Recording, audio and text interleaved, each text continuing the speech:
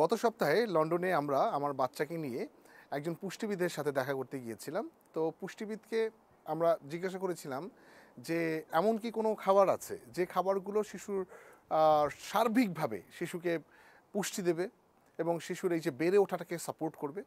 তো ডাক্তার আমাকে 3টা খাবারের নাম বলল। যে 3টা খাবারের নাম বলে তিনি বললেন যে এই 3টাই নাকি ম্যাজিক ফুড, এই 3টাকে অনেকে নাকি সুপার ফুডও বলে। একটি হচ্ছে গিয়ে ডিম, প্রতিদিন শিশুকে ডিম দিতে হবে অ্যাটলিস্ট একটা, 2টা হলে কোনো অসুবিধা নেই। দুধ, অন্ততপক্ষে 1 গ্লাস তাকে দুধ দিতে হবে। এবং অন্যটি হচ্ছে পাকা কলা, সেটা আপনি আশেপাশের যে কোনো কলাই হতে পারে। তো আমি তখন ভাবলাম যে বাংলাদেশে থাকাকালীন সময় এই 3টি আমাদের আসলে ঘরে ঘরেই থাকে।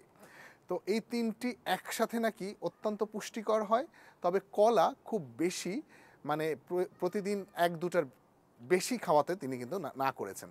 তো তাহলে 3টি খাবার যদি আপনি একসাথে আপনার সন্তানকে দিতে পারেন তাহলে আপনার সন্তান সার্বিকভাবে পুষ্টি পাবে এবং সে দ্রুত বেড়ে উঠবে, পাশাপাশি তার রোগ প্রতিরোধ ক্ষমতা বাড়বে। টিং টং